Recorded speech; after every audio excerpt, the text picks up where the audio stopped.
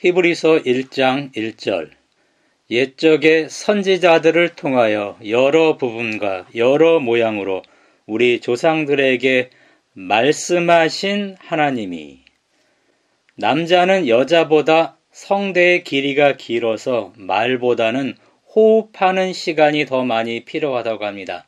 남자는 말할 때 여자보다 더 많은 산소가 필요하다고 합니다.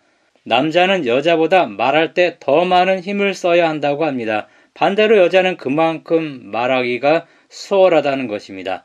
여자는 남자보다 3배의 말을 한다고 합니다. 여자는 하루에 2만 단어를 말하고 남자는 7천 단어를 말한다고 합니다. 여자의 뇌 구조와 화학적 구성이 남자와 다르기 때문이라고 합니다. 여자는 언어를 담당하는 뇌 기능이 남자보다 더 발달했다고 합니다. 감정과 기억 구성을 담당하는 뇌 부위가 더 크다고 합니다. 여성 호르몬 에스트로겐이 자신과 타인의 감정에 더욱 민감하게 반응하게 해서 여성은 말을 더 많이 하게 된다고 합니다. 이런 다변은 쾌감을 일으키기도 한다고 합니다. 말할 때 도파민과 옥시토신이 분비된다고 합니다. 일반적으로 여자는 남자보다 말을 잘하고 말이 많은 것 같습니다. 하나님도 말이 많아요. 헬라어로 한 문장으로 된 히브리서 1장 1절에서 4절은 히브리서 전체를 요약합니다. 특별히 1절에서 3절은 말씀하는 하나님의 모습이 나옵니다. 하나님의 주요 활동은 말씀하는 거라고 1절, 2절에 나옵니다. 구약에서 여호와는 선지자들로 여러 부분과 여러 모양으로 말씀했다고 말하죠. 여기 여러 부분은 여러 번이라는 뜻이고 여러 모양은 다양한 방법이라는 뜻입니다.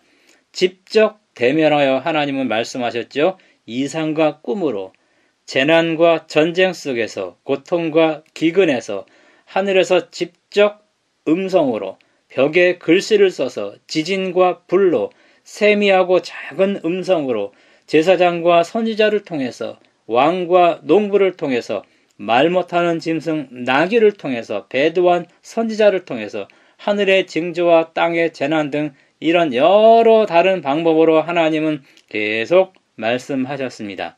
히브리서 1장 1절 2절에서 통하여 혹은 의하여로 번역된 이 헬라어 단어는 안에서로 번역할 수 있어요. 그렇다면 하나님이 구약시대에는 선지자들 안에서, 다른 말로 그들의 인격 속에서 말씀했다는 뜻입니다. 선지자들 생애 전체가 하나님의 뜻을 전달했다는 뜻입니다. 이어서 하나님은 아들 안에서 말씀하셨어요.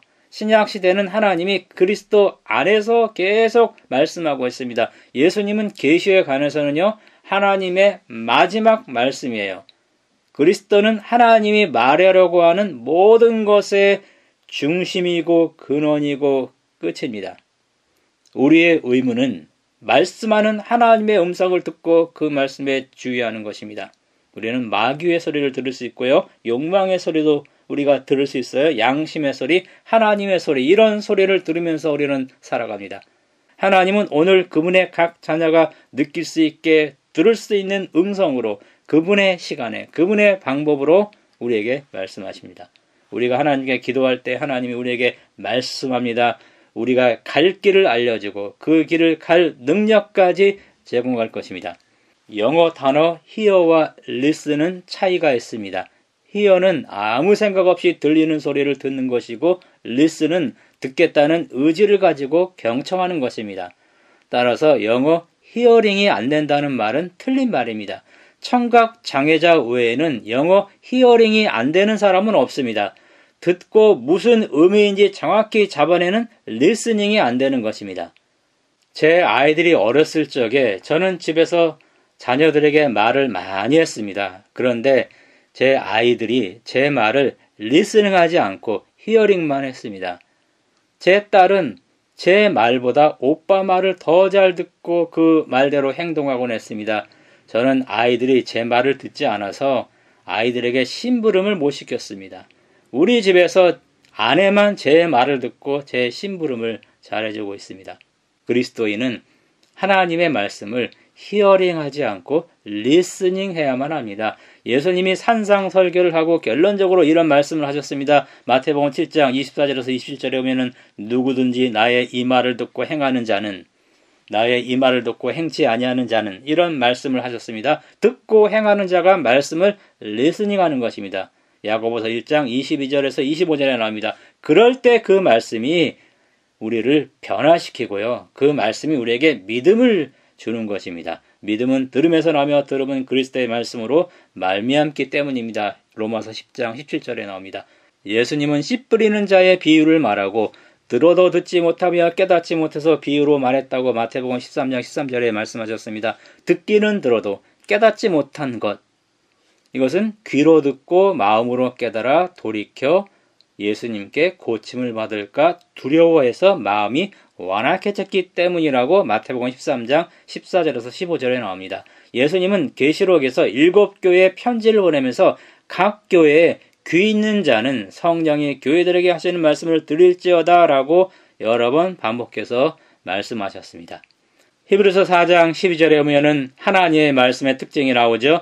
첫 번째로 살아있어요. 두 번째로 운동력이 있습니다. 세 번째로 어떤 것보다 예리합니다. 네 번째로 혼과 영과 및 관절과 골수를 찔러 쪼개기까지 합니다. 다섯 번째, 마음의 생각과 뜻을 감찰합니다. 사람의 말도 살아있고 운동력이 있습니다. 발 없는 말이 천리를 간다라는 말이 있어요. 여러 말들이 우리 마음에 살아 움직여서 기분이 좋기도 하고 기분이 나쁘기도 합니다. 싫은 소리 들으면 그 말이 마음속에서 살아 움직여서 한동안 나를 괴롭힙니다. 반면에 좋은 말들은 내 마음속에 살아 움직여서 내 삶에 활력과 힘을 줍니다. 하나님의 말씀이 우리 심령에서 살아 움직여서 우리 죄를 소멸시키고 그 말씀이 우리 생각과 계획과 행위와 우리 자신에 관한 모든 것을 비판하게 해야만 합니다.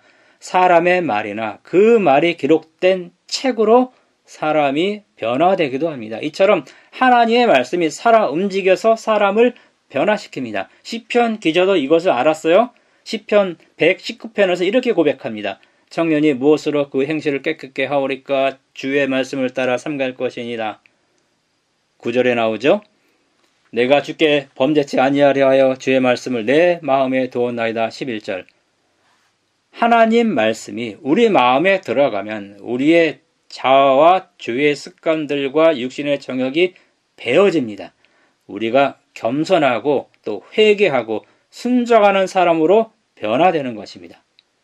히브리서 1장 2절 후반부 3절에 보면은 이런 말이 나와요. 예수님이 성육신 이전에는 말씀으로 모든 세계를 지으셨고 만물, 우주를 붙드시고 운행하신다 이렇게 나옵니다. 그 다음에 예수님이 성육신해서 죄를 정결케 하시는 일을 했다고 나오죠. 성육신 이후에는 하늘에 있는 위엄의 보좌 우편의 좌정에서 이제는 우주를 통치하고 있다고 말합니다. 예레미야는 선지자이면서 제사장이었어요. 다윗은 왕이면서 선지자였습니다. 구약에서 누구도 왕, 선지자, 제사장의 자격을 갖춘 사람은 없었습니다. 예수 그리스도는 선지자, 제사장, 왕, 세 직분을 다 가지고 있습니다. 선지자는 하나님의 뜻을 사람에게 전달합니다.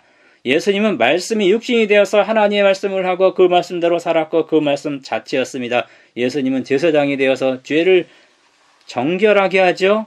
죄로부터 사람을 정결케 하는 일을 성취했습니다. 죄의 정결은 이미 십자가에서 이루어졌습니다. 그런데 죄인의 정결은 아직 진행 중입니다. 마지막 영혼이 구원받을 때까지 끝나지 않았습니다. 예수님은 또한 왕으로서 다스리는 전능한 분이라고 말하죠. 온 하늘은 그분께 충성하고 있습니다. 마이 동풍이라는 고사성어가 있습니다. 따뜻한 봄바람이 불면 사람은 기뻐하는데 말의 귀는 봄바람이 불어도 전혀 느끼는 낌새가 없다는 뜻입니다. 우의독경이라는 말이 있죠. 소 귀에 대고 아무리 경을 읽어도 소가 알아듣지 못한다는 것입니다. 하나님 말씀이 나에게 마이동품, 우의독경이 되면 안 됩니다. 하나님 말씀에는 엄청난 능력이 있어요. 그러나 그 말씀이 내 마음에 들어오지 않으면, 다른 말로 내가 하나님 말씀을 히어링만 하고 리스닝하지 않으면 아무 소용이 없다는 것입니다. 하나님 말씀을 듣고 행하면 그 말씀이 다른 말로 내 마음속에 있으면 그 말씀이 내 속에서 살아 역사합니다. 우리는 하나님의 말씀을 귀로 듣고 마음으로 깨달아 돌이켜서 예수님께 고침을 받아야만 합니다. 내 마음에 있는 하나님의 말씀이 나를 정결하게 하고 나를 붙들고 있습니다. 어찌할 바를 모를 때 기도하면 하나님이 말씀해 줍니다. 길을 알려줍니다. 그 길로 행할 능력도 줍니다. 그분을 나의 선지자, 제사장, 왕으로 삼고 그분의 뜻에 복종하는 우리 모든 성도 되기를 바랍니다.